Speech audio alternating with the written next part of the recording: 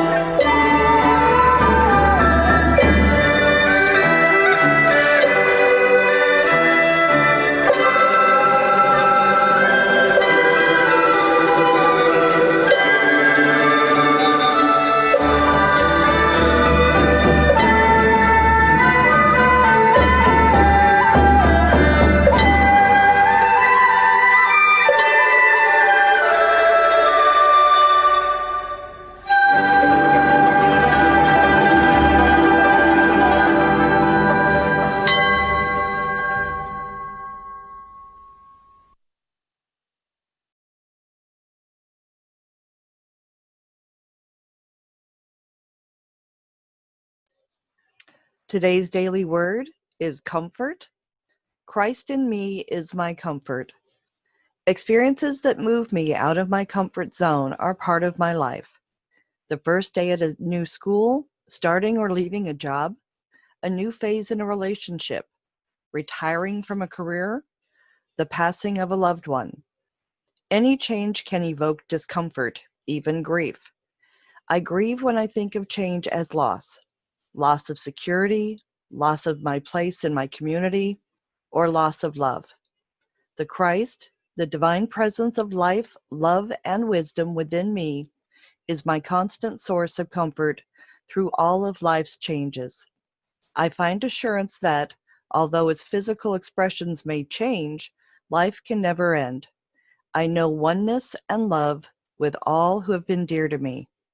Recognizing my divine nature, I know there is no loss, change, or circumstance that can limit me, and I am comforted. From Psalm 71:21, you will increase my honor and comfort me once again. Today's daily word is comfort. Christ in me is my comfort. And Unity Happenings. Next Sunday, July 12th, we have our very own Morris Amika going to be talking to us. So I hope you'll join us for that. We're going to have some wonderful information. And please stay tuned after service today. We'll do a little bit of virtual fellowship.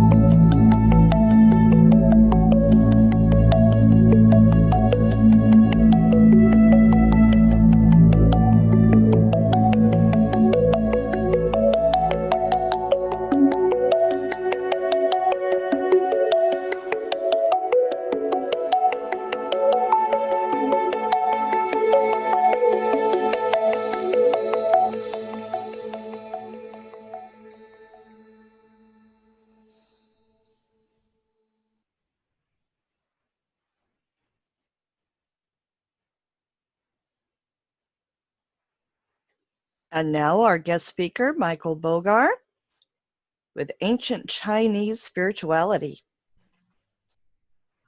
Am I on? Can you hear me? Yes, we can hear you. Okay. Good morning and welcome. It was worth showing up just for that music. That was about the most relaxed I've been in 2 months. Thank you.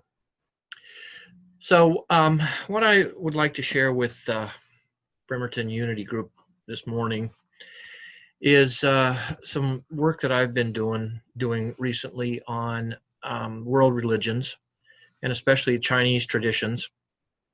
I think those traditions are something we hear a lot about, but maybe don't know as much as we could.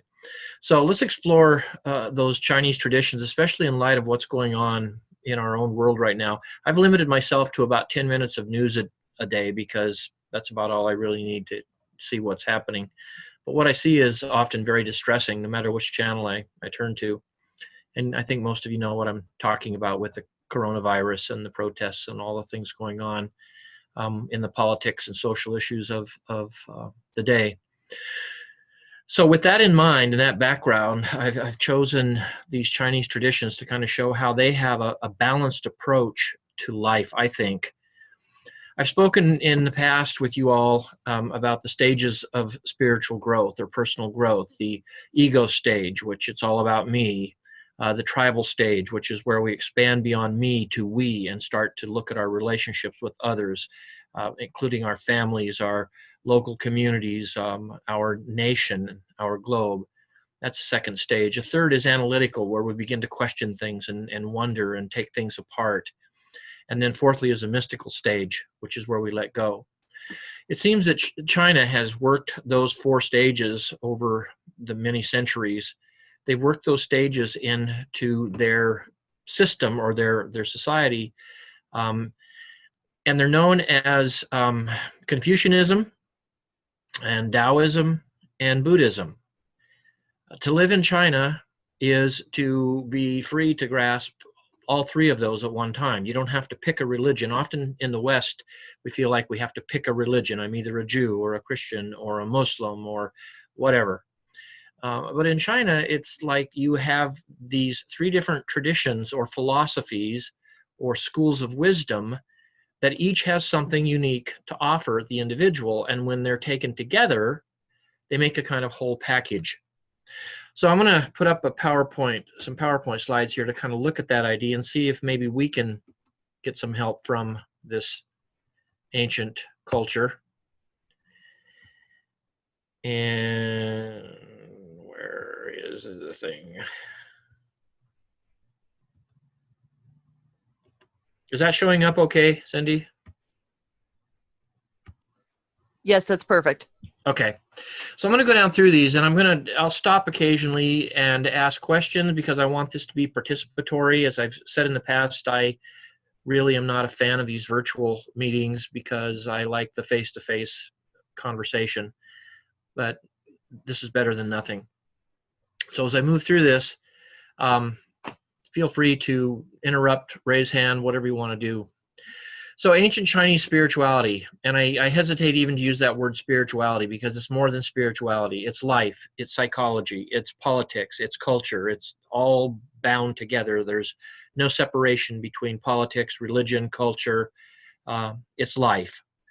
So ancient Chinese spirituality, living as me, we, and free. Those are the 3 traditions. It's all about me, it's all about we or us, and we need to be free. So China, over the many hundreds of years, thousands of years, has blended Confucianism, Taoism, and Buddhism.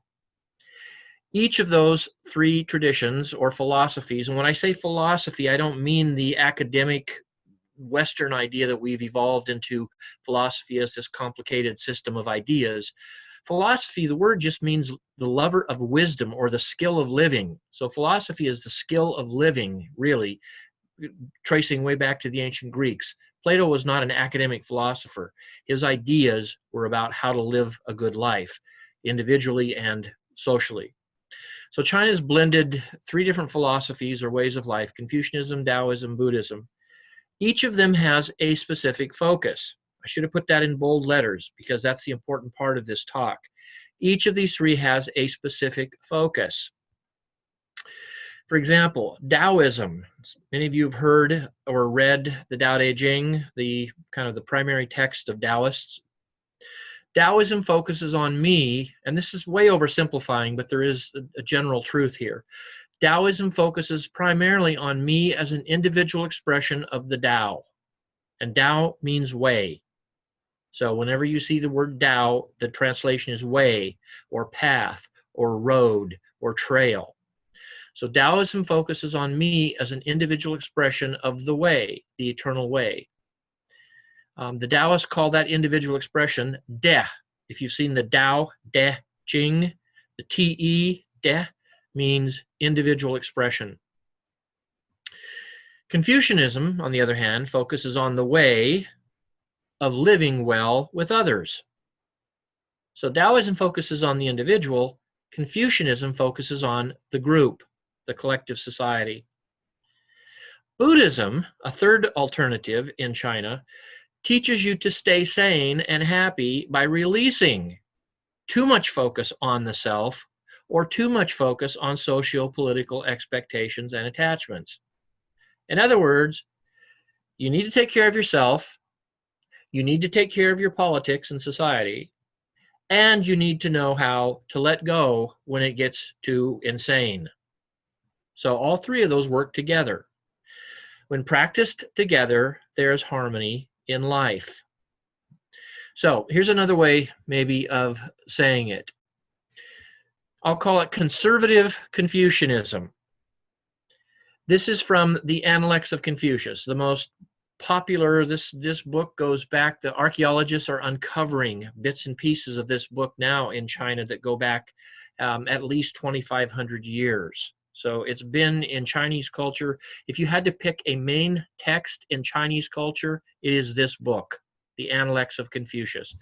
If you can see me on the screen, I have a little thin volume of it. It's not a very big book, but it's just basically sayings from Confucius. And here's how the first book, the second chapter says: the true lover of wisdom devotes himself or herself to the way, the Tao. The way, or Tao, is to follow the fundamental traditions. For when the fundamentals have been established and preserved, then the right courses of life naturally evolve. And then he goes on to explain the fundamentals. Are not strong family relationships and respect for our political rulers the very foundation of a good and unselfish society? So there you can see Confucianism wants to conservative, the traditions that have worked in the past and to continue to habituate them through ritual and custom and education and entertainment. Every means possible in a culture is used to promote these wisdom traditions, to conserve these traditions that primarily focus on respect taught in the family and respect taught in the political life, so that there's sanctity about all the traditions that are found in the Chinese culture. Confucius makes it very clear, and this has been a fundamental part of Chinese civilizations. If you don't have the fundamentals, the basic traditions, you will move into chaos. And some are pointing that out today. Those in the more conservative tradition are looking at all the chaos today and saying it's because we've lost so much of our tradition. Now, I'll call it progressive Taoism, a second perspective in China. This is how the Tao Te Ching, the very first chapter, this is one translation from the Tao Te Ching. So I'm taking this right out of the literature. The way, or the Tao, that can be written down and taught is not the way of existence. The absolute and established are not the eternally real. Flow and change are real. So here you see what looks to be almost a contradiction. Confucianism says the Tao, the way, is tradition, the rules, The customs that we have established as a culture must be preserved or we will fall apart. The Taoist comes along and says, no, the way that can be written down is not the way. Rules and regulations that are written and fixed forever, that's not the way. Taoism focuses on the flow of water. Like nature is always moving and changing. That which is eternally real must progress and move. So it's a little different perspective. Well, then the Buddhist comes along, and this is out of the Dhammapada. I think I have a copy of it here. Little Buddhist text. Says it this way, and I call it Buddhist libertarianism, and that's not entirely accurate, but you get the idea, I think. It says, attachment to self or attachment to tribal desire is the way of resentment and war. Let go of all egoic and partisan attachments if you seek peace of mind and peace of society. In other words, the Buddhist perspective comes along and says, maybe you're both wrong. You know, if you attach to your tribal conservative ideas, you're just going to get resentful and have fights with people who don't agree with you. Or if you attach to your progressive flow and change, and we need to always be moving and shifting here and there, you're also going to get into fights with other people. So if you take these other two perspectives, progressive Taoism, conservative Confucianism, too seriously, you're going to divide into camps, and you're just going to have war after war after war, which actually is what happened in certain periods of the Chinese history, huge civil wars with thousands of people, genocidal experiences that went on in China as these different perspectives or ways were fought over. So as the Buddhists came from India into China and Buddhism caught on, they sort of chided both sides and said, you know, both of you can get too entrenched in your progressive or your conservative ideas and attitudes, and all you'll have is war and resentment and fighting. So you need to learn to let go. You need to learn to let go. Now, oftentimes what we find in the West is people say, well, you got to pick a camp. You're either a Confucianist, a Taoist, or a Buddhist. But in China, there's been this attitude that the human soul has all three of these strands. Every conservative Confucian has an inner Taoist. To put that in modern terms in America, every conservative Republican has an inner progressive. Conversely, every progressive Taoist has an inner conservative Confucianist. Again, to put it in American language or modern language in America, every progressive Democrat somewhere inside has a conservative Confucianist. I was doing a class at the Seattle Unity Church a couple of years ago, and we were talking about this sort of thing. And one of the women in the class raised her hand and she said, you know, this is the first time I've ever admitted it, but she said, I kind of like some of the conservative ideas about economics because I hate being taxed by the government. So here was a progressive woman who admitted that there was a conservative Confucianist inside of her. All right, now I want to go through this. Any questions or comments? Anybody have any responses to this?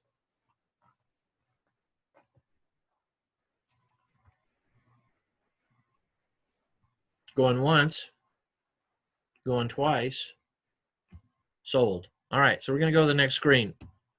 Now, kind of giving the same idea with a different chart. Let's go through these three again. Ancient Confucianism, hundreds of years old in China. If you had to say what's the main philosophy, the main school of ideas in China, it's Confucianism. In fact, even after the communist takeover in 1949, when they tried to squelch Confucianism, Taoism, and Buddhism, because Marxist communism in general wants to do away with any competing religious structure, because the Marxist system itself is the religion. 1949, after the communist takeover of China, about 30 years later, they found that they could not quash the Confucianists, the Taoists, and the Buddhists. So there's a renaissance of Confucianism, Taoism, and Buddhism that's been going on since the 1980s. And now the communist Marxists and the Confucianists, Taoists, and Buddhists are trying to sort of learn how to live together, because the millions of people in China are not going to give up these ancient traditions. Confucianism is a mainstay. So Confucianism focuses on social and political existence, how to live with others in a unified political culture. What are the traditions? What are the habits? And Confucianism, from the cradle to the grave, teaches the people certain habits or rituals. You respect your parents. You respect your brothers and sisters. You respect your friends and neighbors. You're beneficent to your enemies. You don't have to respect your enemies, but be kind to them, even when you're disagreeing with them. There's no problem in disagreeing with your enemies, but do it in a way that treats them respectfully like a human being. So Confucianism focuses on these habits or customs or traditions to keep society held together by teaching these traditions to every generation over and over and over from cradle to grave. Taoism, on the other hand, says focus on your individual de, or existence. You are a little piece of the Tao. The infinite Tao has expressed itself uniquely as you. So don't get too caught up in all the political and social traditions. Find out who you are. Find out how to be your own unique expression of the One. By the way, Taoism is the tradition that's really caught on in America. You don't find many Americans, reading Confucianist literature. Most of them read the Taoist literature because we love individual, unique existence. Buddhism, on the other hand, comes along and says, focus on escaping the rat race of social, political, and individual worries and sufferings.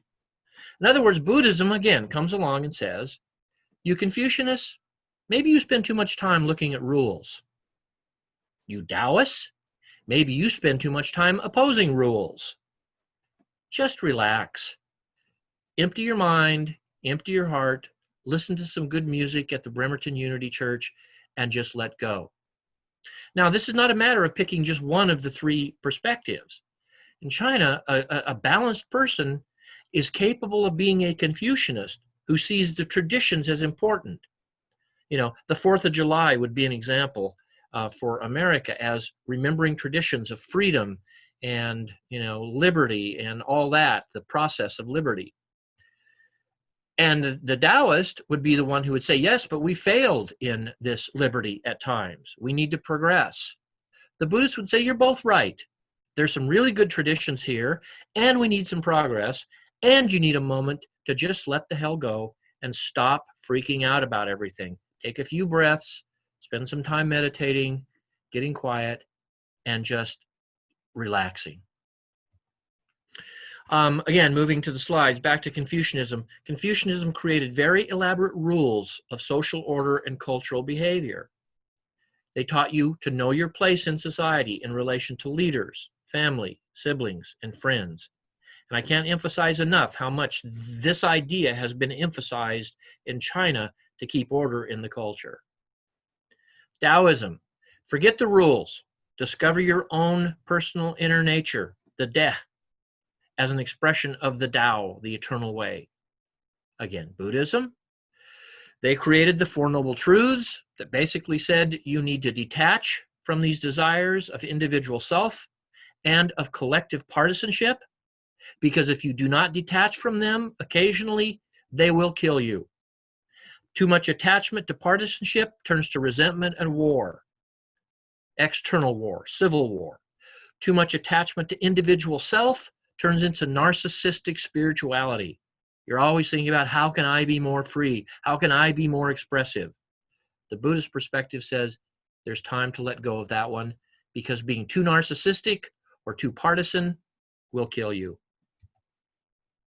Confucianism. This philosophy plays an important role in keeping social law and cultural order. If you followed what happened up on Capitol Hill, when the group took over that section of Capitol Hill and created their own little community, the Confucianist attitude would not be to go in there and beat them up, but to go in and say, look, there are laws and rules. We must keep social order here. The Taoist perspective plays an important role in allowing you to be yourself and to make adjustments. Relax the rules, do your own thing, man. Go with the flow. Don't get caught up in the ways of the society. Buddhism plays an important role in setting the mind free from anxiety and suffering. Finally, let's imagine Confucius as a conservative Republican who sees the importance of good traditions and teaching customs. In other words, if we lose our customs, we lose our society. Let's look at Taoism and say Lao Tzu, the founder, supposed founder of Taoism, was like a progressive Democrat who questions the abuse of authority and promotes self-expression. There's room for both. Confucianism, conservative; Taoism, progressive. And then again, the Buddhist steps in and says, we're not interested in earthly politics, but we're interested in escaping both partisan ideologies, although Buddhism later got political. So that's a kind of summary of these three different philosophies. There's so much more than this, obviously, but I'm just going to leave it there and see what responses. One of Confucius and Lao Tzu's ways of teaching was to present material.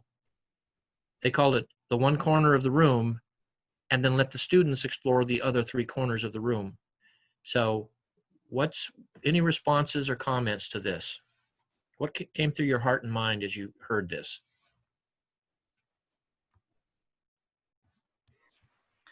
I had heard something recently, brought up actually several times from different people, with all of the stuff going on, that George Washington, in his farewell address, warned people about political infighting, and that people needed to be more concerned about the nation as a whole instead of the individual parties. Right. So that kind of speaks to, what you were just speaking to this morning, that he even encouraged people to step back and think about themselves and their community, but think about the overall good. Yeah. Yeah, I mean, you look at the Constitution. Anybody know the first line of the Constitution by any chance? We the people, in order to form a more perfect union. In order to form a more perfect union. That's a very conscious phrasing, because they recognized that the union was not perfect. They knew there were problems. They knew slavery was a problem. Thomas Jefferson, original draft of the Declaration of Independence, wrote the abolition of slavery into the original Declaration of Independence, that it had to be abolished for America to become a nation. But some of the southern states said, we will not fight this war against Britain if you keep that in the Declaration of Independence. So all of the mess and the turmoil was written into our Constitution. It said we have to balance individualism with taking care of the collective as well. But then again, there's that Buddhist perspective that says there's also a time we need to just take a break from it all. Probably some of you have been doing that. Anyone else? I think this talk is very appropriate for our times, and I appreciate your work on this. It's clear that that we need to take time apart from, let's say, the news of the world, and remember our spirituality in order that we can still be, number one, functional, and number two, be helpful to those around us, whether they're family or friends or the greater community. Exactly right. But I appreciate your scholarly approach to this. And it's clear, too, that China will be going through their own upheavals just as we are, because of, I'm sure you're aware of their suppression of the Uyghurs in concentration camps, and there's all sorts of human rights abuses going on. I just learned yesterday that they're doing forced sterilizations of the women because they don't want there to be too many Uyghur children. I mean, wow. Yep. Yeah, we get very little, virtually no news about that, which I think is interesting.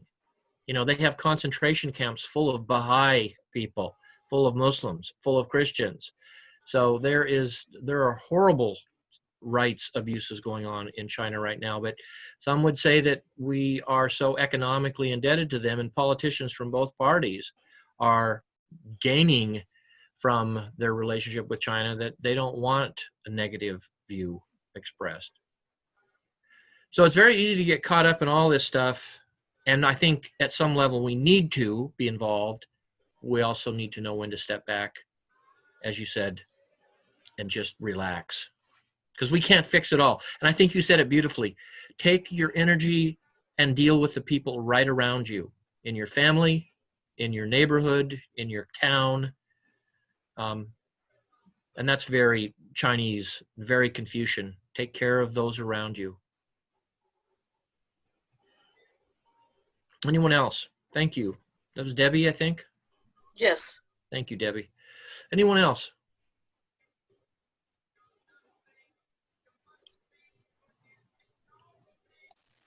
Okay, I think, I've got one more thing here I want to conclude with. It's a quote from somebody on Facebook. Some of you may know her, I don't know. She's a member of the Seattle Unity Church. Cindy, why is this not moving here?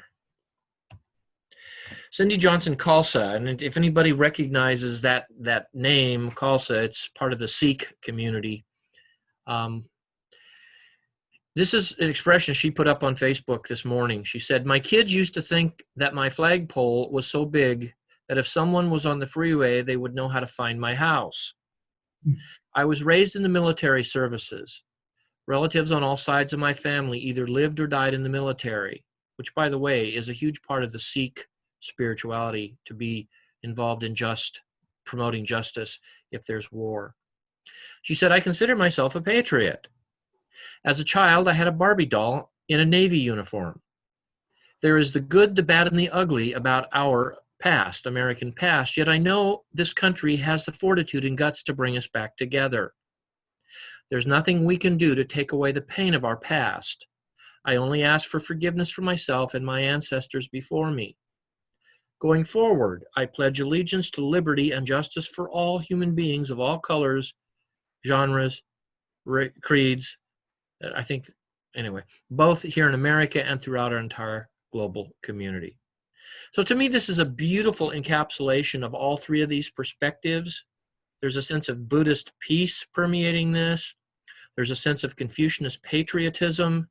There's a sense of progression into a more perfect union.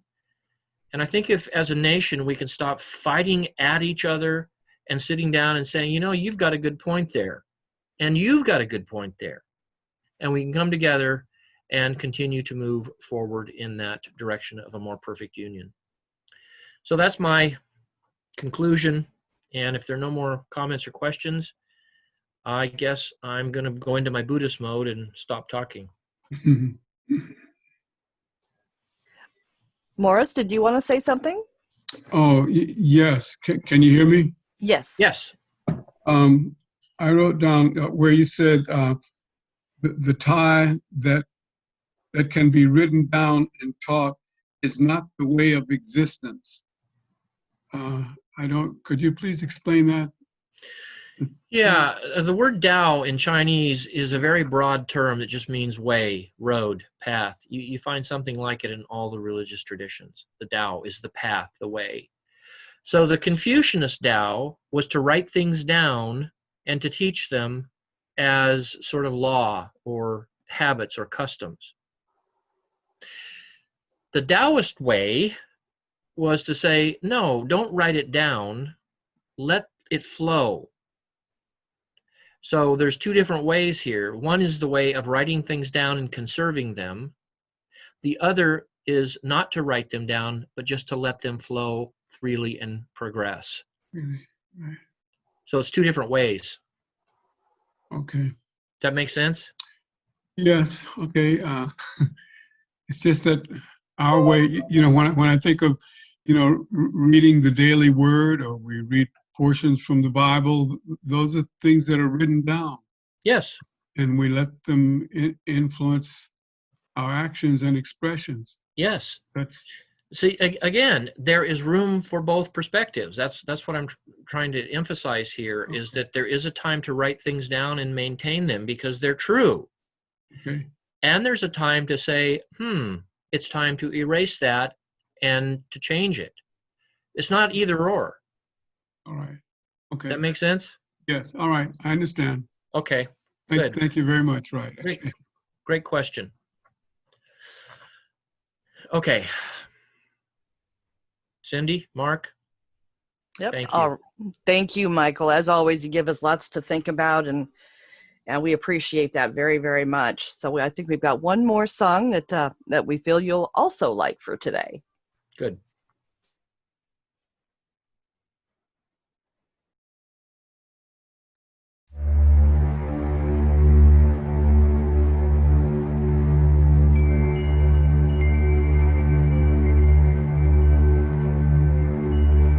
Thank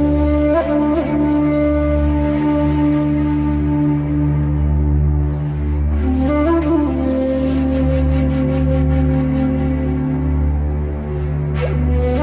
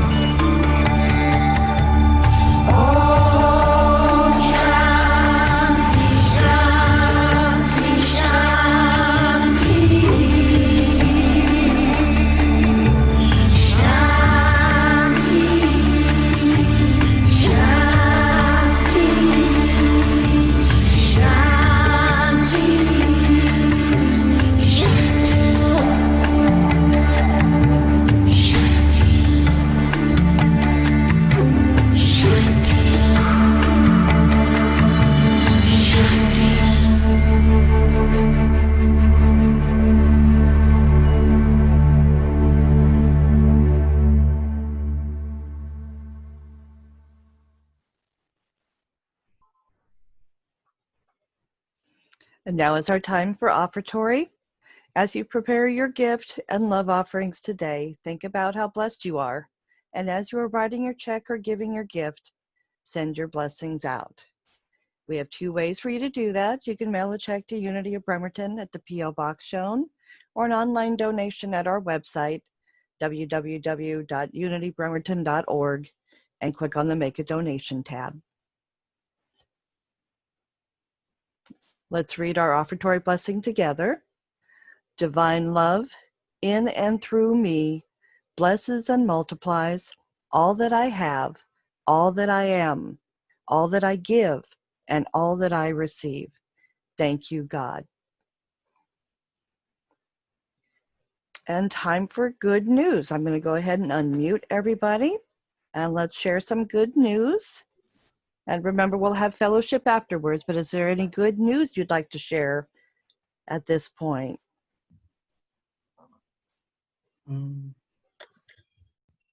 Hello for me. Hi, Morris. Hello, yes. I'm happy to announce that the local Eagles Club, of which I'm a member, opened up the bingo this week. So now I can go and play bingo once or twice a week. A lot of fun. Nice. Very good. We've got Jamie and Barbara showing. Barbara, is that just you, or is Jamie home? I'm here. Jamie! Yay. I So- didn't get my job done though because my hemoglobin was a little high, so I may have to go back. Oh, So all right. they didn't want to do the donation with my unless they knew more about my hemoglobin. So Well, because of Corona, it took longer for that to come back. yeah. I came home the other day. Well, it's good that you were able to get home, because I know that people are getting, doing some traveling and then not being able to return back. Yeah. That's good you got home. And we've got Candace is, she was on YouTube and on Zoom, but she had her surgery to her hip and she's doing well. Great. I know a lot of people were very concerned about her. Anybody else have any good news they'd like to share now, or we'll just share more in fellowship? Michael, how about you? How things are going in your neck of the woods? Oh, hold on. You're still muted. About 2.5, 3 weeks ago, we finally found a memory care home for my dad. It's been as some of you know, it's been a rough couple of years, and we got him settled into a place he's pretty satisfied with, and it's sort of taken some of the pressure off of us. So That is very good news. Yes. yeah, it is. Wonderful thank you for your news. Yes. Well, good. We're glad for you and Cheryl, because we know you were having a really tough time there, and he was too. Poor thing. Yeah, it's worked out well for everyone. Good. And he's close by. So he's only like a couple of miles from us. Nice. And you can still visit, or do they have it closed off like everything else? You can visit through the screen window. Yep. This is tough times for all of us. Yeah, compared to what we've known. Yes. All right. Well, let's just go ahead and we'll do our peace song and our ending, and then we'll open up for fellowship following. So stay on here, folks. Let there be peace on earth, and let it begin with me. Let there be peace on earth, the peace that was meant to be, with God as Creator, family all are we.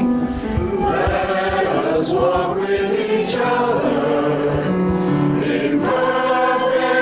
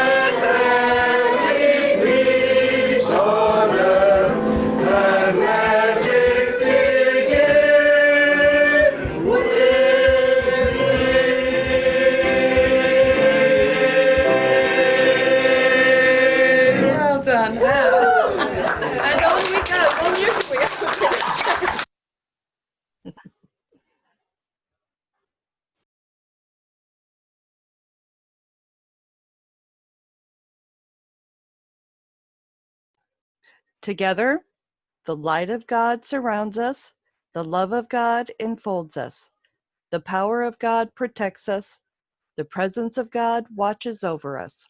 Wherever we are, God is, and all is well.